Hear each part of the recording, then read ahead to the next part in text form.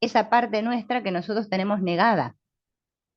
La negamos no porque seamos malos ni nada, es que lo hicimos porque es que, bueno, fue una manera de sobrevivir, pero todos nosotros tenemos cosas que nos molestan. Hoy yo lo escuchaba a Hellinger que decía, todos los seres humanos cargamos alguna culpa. Yo tenía un conocido que decía, todos tenemos un muerto en el ropero. Eh, el asunto de querer sentirse inocentes, que se llama la conciencia buena, Hellinger le llamó la conciencia buena o la conciencia tranquila, es lo que ocasiona los grandes desastres en el mundo, no solo a nivel, en las familias, a nivel mundial. Porque también además de haber una sombra personal, hay una sombra familiar, una sombra colectiva, una sombra mundial, podríamos decir, universal, todos, donde estamos todos metidos en esa sombra.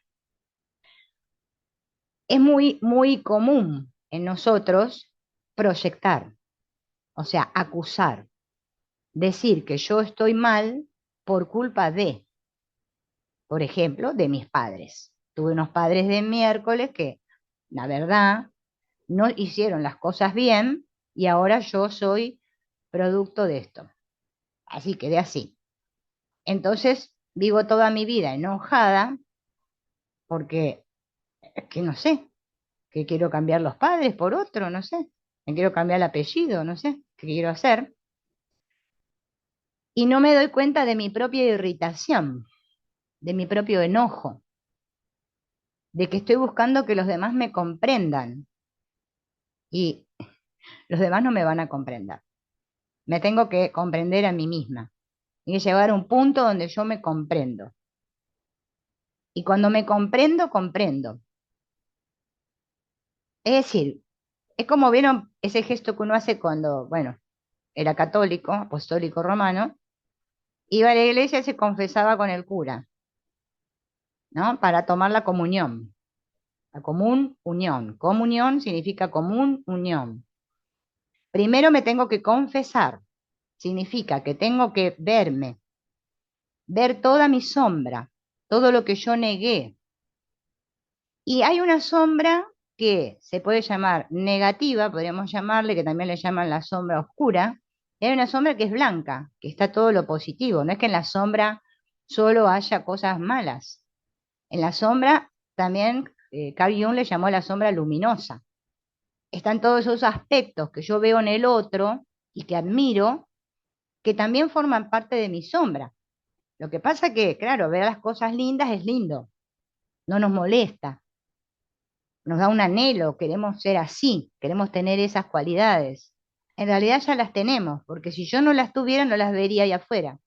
Yo solo veo ahí fuera lo que tengo aquí dentro. Así que cada vez que yo veo algo ahí afuera que me gusta o me disgusta, tiene que ver conmigo. Está en mi inconsciente, escondido. Cuando yo salgo al mundo, ¿qué hago? Me pongo la careta, la máscara, para que no se me vea. Creo que es así. Entonces, interpreto un personaje.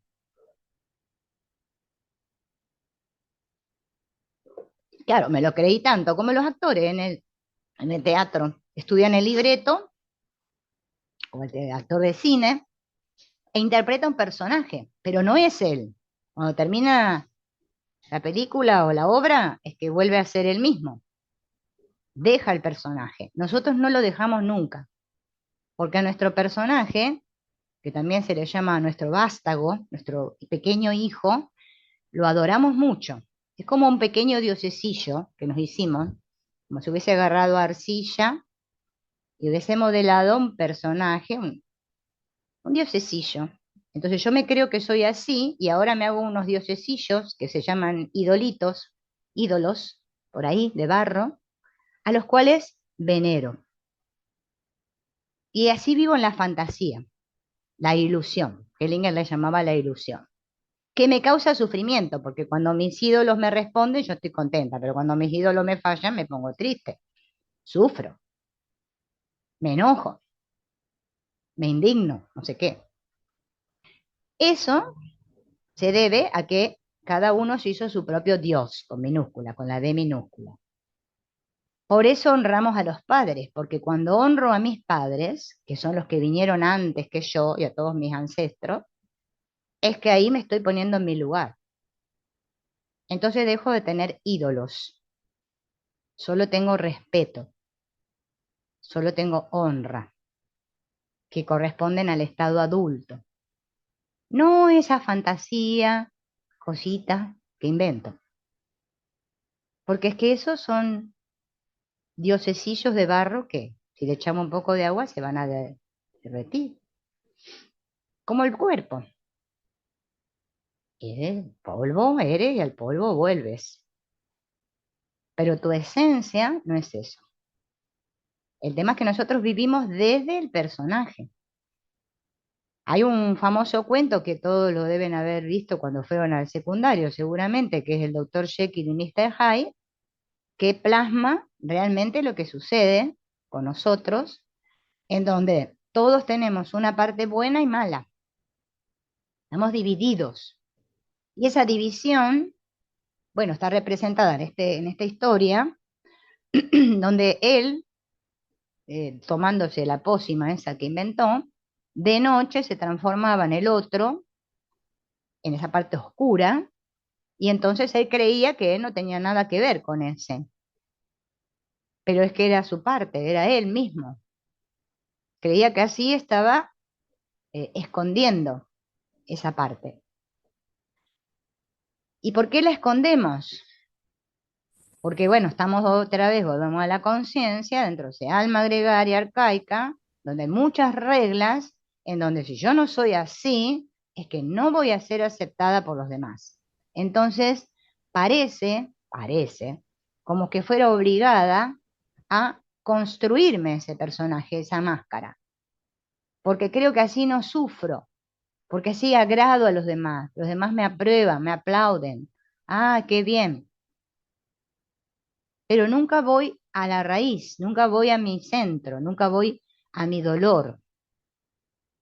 Y creo que haciendo figuritas de luz, como decía Carl Jung, voy a ser iluminado. Soy un ser de luz. Ahora todos somos seres de luz. Sí, decirlo es muy fácil. Hermano, podemos poner unas luces acá atrás si queremos. Pero es que no soy luz. Estoy escondiendo mi oscuridad. Y hasta que no haga consciente todo eso que está ahí enterrado, es que no me voy a conocer, no sé quién soy.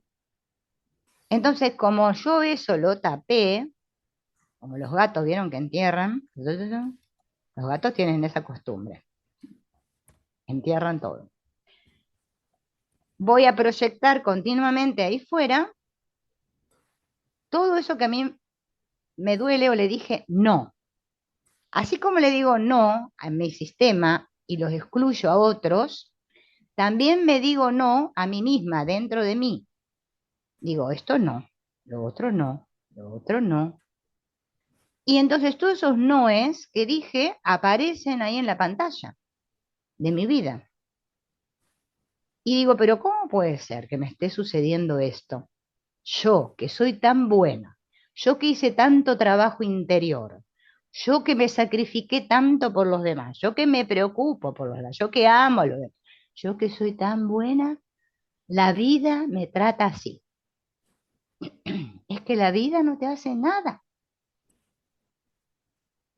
La vida te está mostrando, como hace el campo cuando constelamos, muestra. Me muestra lo que está pasando. El asunto es que yo miro para otro lado. No quiero ver eso. Yo quiero ver las cosas que quiero ver. Las otras no. A las les sigo diciendo no, no, no. Y todo lo que yo rechazo crece. Crece, crece, crece, crece. Hace muy grande, como una bola de nieve que después me persigue por la vida. Porque yo lo niego, porque no lo quiero ver. Por eso el gesto de ver es un gesto sanador porque es el gesto de humildad. Ahora te veo. Antes no podía. Claro, porque antes estaba ciega. Estaba en mi amor ciego, creyendo que te amaba, pero es que no te amaba. estaba identificada, estaba implicada, estaba usándote para determinada situación, pero no te veía. Y nosotros trabajamos así, con la mirada, con el ver. Por eso son imágenes que estamos viendo. Estamos viendo imágenes. Si yo no le puedo decir sí a esa imagen, no va a haber movimiento. Y si no hay movimiento, no hay sanación. Entonces, bueno, después le llamamos que son patrones que se repiten, claro, porque todo lo que no aprendo es que se sigue repitiendo. O lo aprendo y lo tomo en mi corazón y digo sí, y lo reconozco, o se va a seguir repitiendo. Una de las maneras de sanar podemos decir, sanar la sombra, no sé si existe sanar la sombra, yo diría integrar la sombra, ¿no? Ver la sombra, es trabajando el verdadero perdón. El verdadero perdón, que nosotros en constelaciones no le llamamos perdón, no se usa el perdón, pero es una palabra como para decir, significar algo, ¿no? Representar, esto que hacemos de integrar, eso que yo le dije no, traerlo hacia mí, recuperar la proyección. Por eso Hellinger trabajó mucho con la Gestalt, porque la Gestalt es justamente esa terapia que trabaja de esa manera, ayudándonos a vernos, a integrar esa sombra. Por eso trabajan con herramientas como la silla caliente, esta que te tenés que sentar en la silla del otro, ¿no? Y verte desde el otro lugar.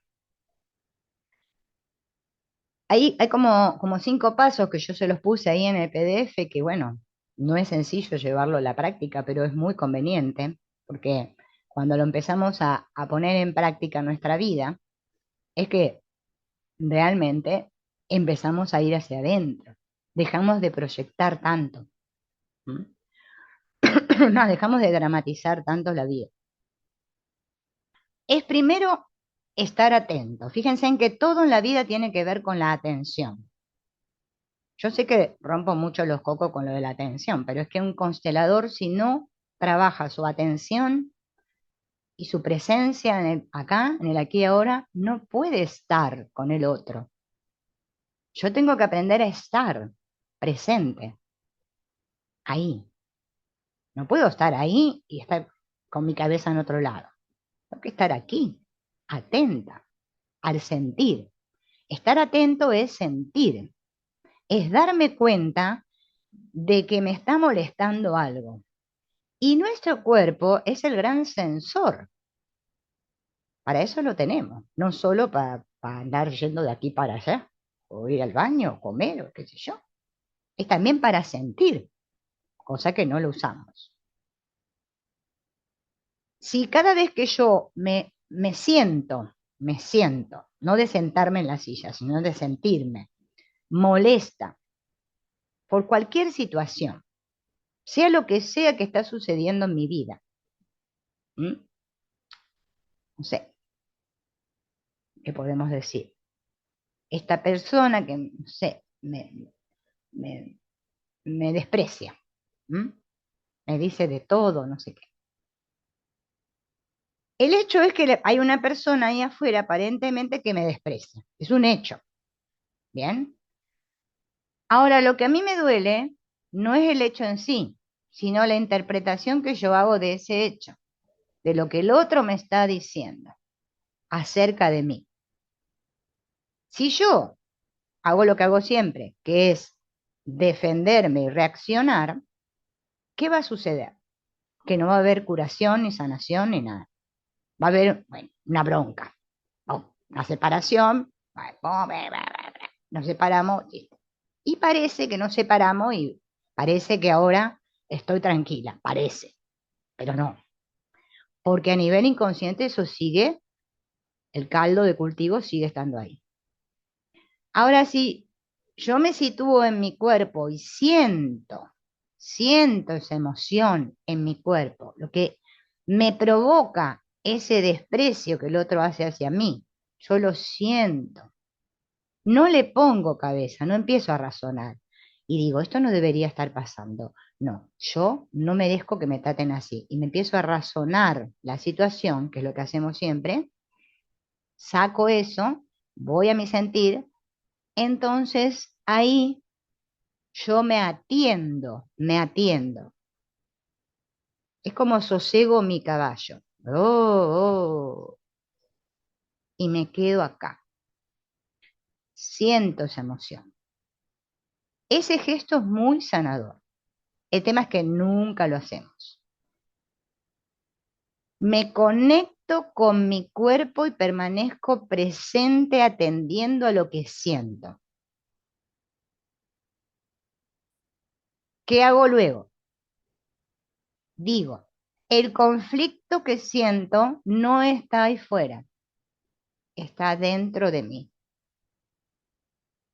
No es la situación la que me está haciendo sufrir, es lo que yo interpreto acerca de lo que veo.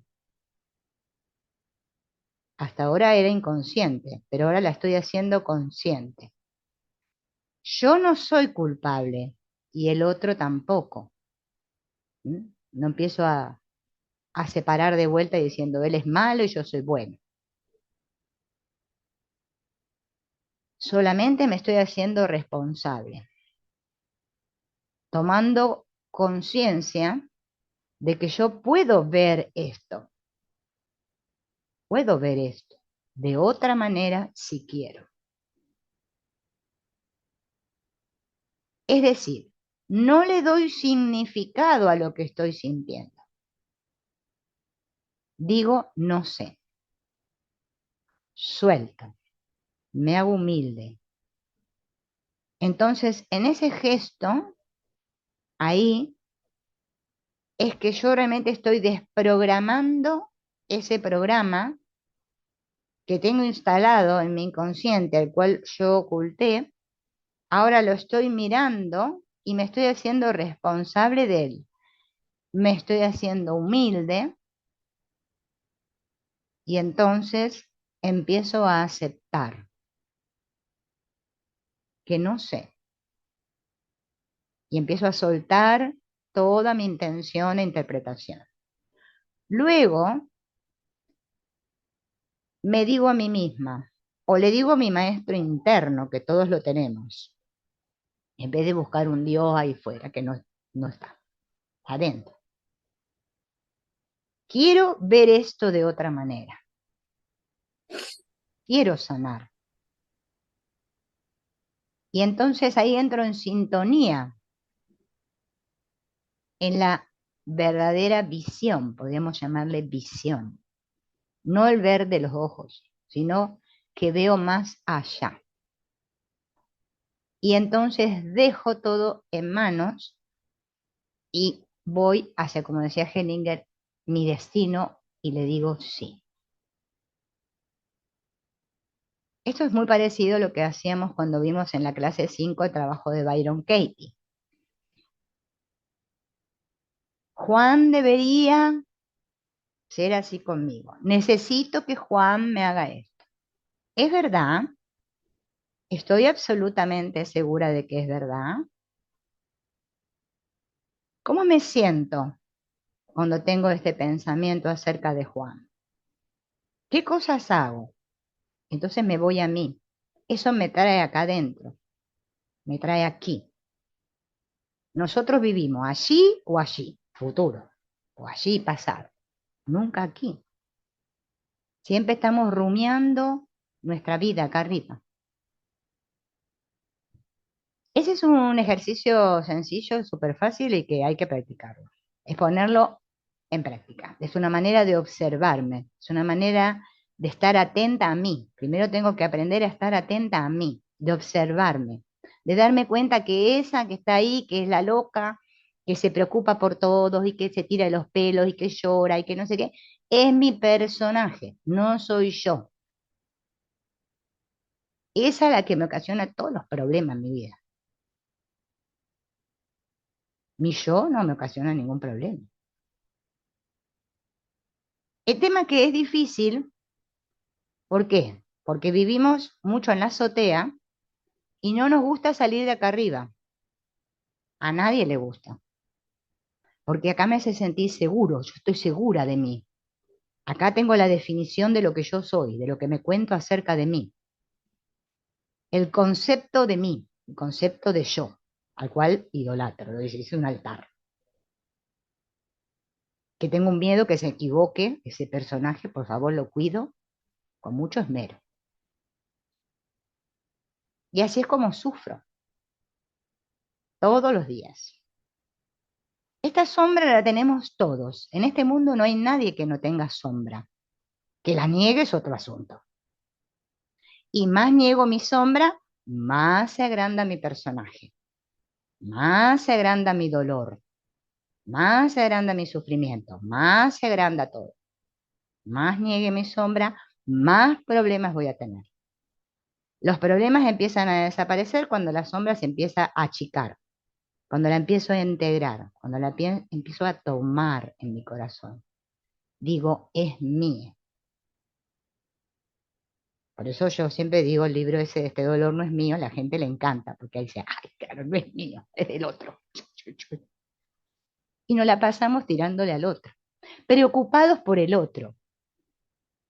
¿Por qué el otro no me quiere? Yo me preguntaría, ¿y yo quiero al otro? ¿Yo veo al otro? ¿O lo critico? ¿O lo juzgo? Es que no me estoy dando cuenta que eso que yo juzgo ahí afuera es todo lo que yo no quiero ver aquí dentro, no quiero sentirlo. Claro, es como un movimiento. Es mejor luchar, seamos luchonas. Mi segunda hija siempre dice, las mamás luchonas. Ay, mamá, no tolero las mamás luchonas. Le digo, bueno, tendrás que verlo, hija, a ver qué te pasa que no tolera las mamás luchonas. Capaz que la culpa es mía. A ver, ¿no? De ser luchador. Yo lucho contra la vida, lucho, arremeto, arremeto, resisto, resisto. Por eso la canción esa, resistiré, a la gente le encanta. Hay que resistir, es ser combativo.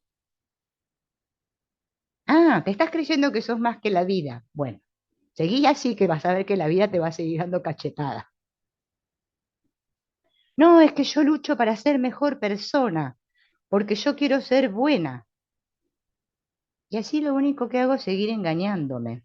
Sigo reprimiendo, reprimiendo, reprimiendo. Y la sombra se va haciendo cada vez más grande, y oculta la luz. Por eso Heringer decía que el que tomó a sus padres tiene la mirada brillante, porque ya inclinó su cabeza, se sintió pequeño, dijo, no sé, no sé. No quiere encontrar explicaciones. Heringer decía, la peor pregunta que puede hacer un constelador o un consultante es el ¿por qué? ¿Por qué? ¿Por qué a mí? ¿Por qué? ¿Por qué? Así los mayores. ¿Cómo hago ahora? ¿Qué hago? ¿Qué hago? Entonces pregunta el personaje. El que vive en su cabeza pregunta, ¿por qué? ¿Qué hago? ¿Cómo hago? ¿Qué le hago? Y si es mexicano dice, pues, ¿qué le hago, mami? ¿Qué le hago ahora? Y estamos siempre ahí. Nunca dice, ¿para qué esto? ¿Qué tengo que ver aquí que aún no he visto? Como decía Hellinger, ¿a quién no has mirado? ¿A quién aún no has mirado? Porque todo eso que me hace doler viene de todo eso que yo rechacé ahí fuera, de todos esos a los que yo no miré, porque yo creo que soy mejor que ellos.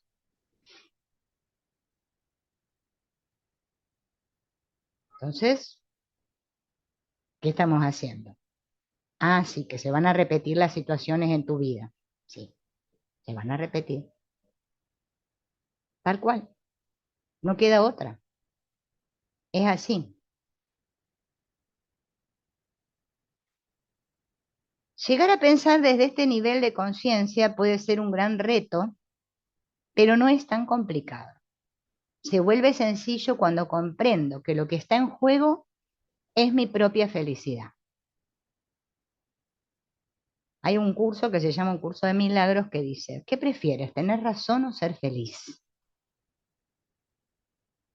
Es una gran pregunta. La mayor parte de las veces queremos tener razón y al mismo tiempo ser feliz con nuestra razón. Y definitivamente el peor lugar para colocarla es en la mente del otro, en sus pensamientos, comentarios y decisiones. Yo pongo mi felicidad en manos del otro. Nosotros no sufrimos por lo que nos pasa, sufrimos por lo que interpretamos acerca de lo que nos pasa. Tratamos de darle respuestas a preguntas que taladran nuestra mente. ¿Por qué no me llamó? ¿No piensa buscarme? ¿Por qué no me dijo lo que yo quería escuchar? ¿Por qué hizo lo que más me molesta? ¿Por qué se me quedó mirándome así? Entonces yo no sufro por la acción de la otra persona, sino por lo que siento, pienso, interpreto acerca de lo que hizo la otra persona. Porque yo le di el control al otro. Si lo quisiera ver de forma gráfica, ¿no? Es como si nosotros nos estuviéramos haciendo vudú a nosotros mismos. Me clavo agujas. Cada vez que el otro deja de hacer lo que yo quiero que haga. Eso que a mí me incomoda, el otro no lo hace, entonces yo me clavo agujas. ¿Vieron como los japoneses son esos que se hacen el harakiri? Lo más curioso e injusto del asunto es que la gran mayoría de las personas que nos lastimaron siguen sus vidas como si nada hubiera pasado. El otro ni se entera. Algunas inclusive ni se llegan a enterar del todo, de lo que yo estoy viviendo en mi mente. Yo me construyo mi propio infierno. ¿Por qué? Porque le cedo el poder al otro. Entonces yo termino dependiendo del otro. Soy marioneta de los demás. Ay, mi vida, me haces tan feliz, Chuchi. Sin ti me voy a morir. No puedo vivir sin ti. Eso es irreal.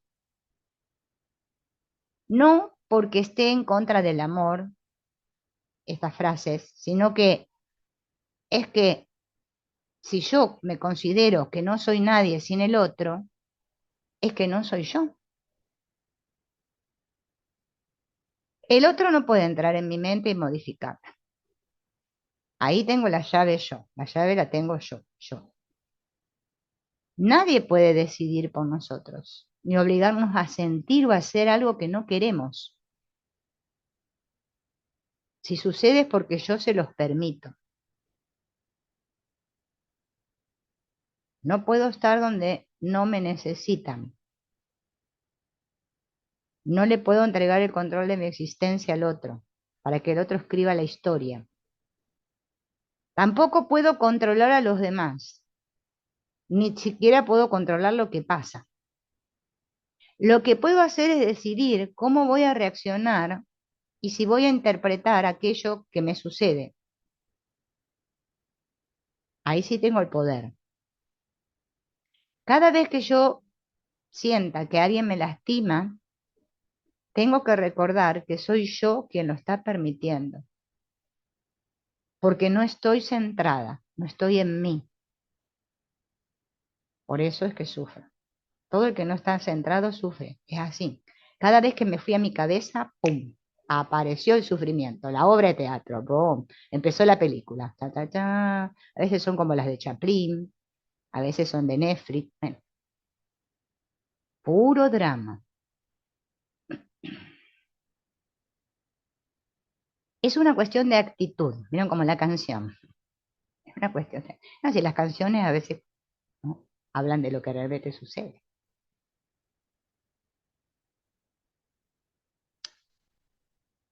Esto es como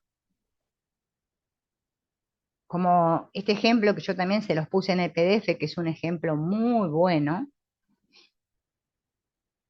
en donde, que también hay una película, no sé si ustedes la vieron alguna vez, Los dioses deben estar locos, que es muy presenta esto, ¿no? Que se cae la botellita de Coca-Cola del avión y la tribu nunca había visto una botellita y se empiezan a preguntar qué corno era eso, hasta que terminan haciendo, ¿no?, como un dios de eso. Imagínense en que unos nativos de una tribu, ¿no?, amazónica se encuentran con una radio, un transitor de radio, y escuchan la musiquita que sale de ahí y dicen, ¿cómo puede ser? No la miran porque nunca vieron ninguna. Empiezan a dar la vuelta, alguno de ellos, ¿no?, dice, voy a abrirla, a ver dónde están los músicos. Y se da cuenta que no hay ningún músico ahí adentro de la cajita. ¿Y qué hicieron? Mataron la música. Dejó de sonar. Porque ellos creían que la radio estaba viva. Y como ahora no canta, está muerta. Bueno, como creemos nosotros de los cuerpos.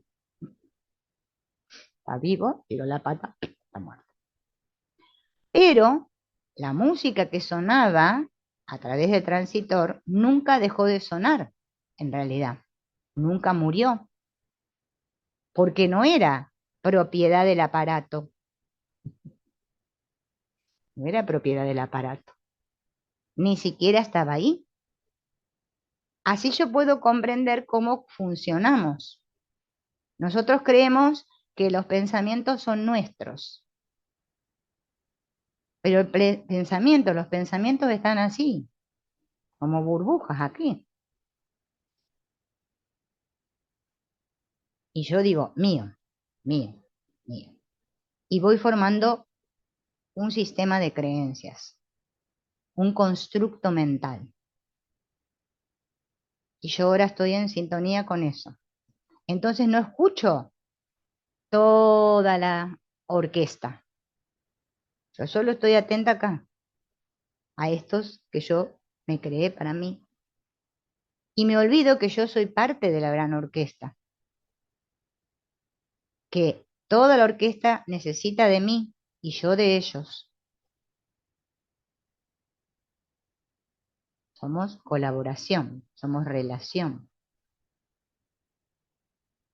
El gran espíritu o la gran alma nunca nos abandona, siempre nos mira con amor. Somos nosotros los que nos apartamos, somos nosotros los que nos olvidamos de lo que somos. Por eso se va formando la sombra, porque me hago un constructo mental de mí y me subo a la azotea. Y ahora miro el mundo desde la azotea. También le podemos hacer el iceberg, lo miro desde acá arriba. Me olvido que aquí abajo hay muchas cosas más. Todo lo que nosotros vemos en una constelación es el inconsciente. Estamos viendo el inconsciente, bueno, llamémosle transgeneracional, colectivo, y nuestro propio inconsciente a la vez. Y cómo de manera inconsciente yo estoy implicada con otros y cómo me relaciono con otros y cómo veo a los otros.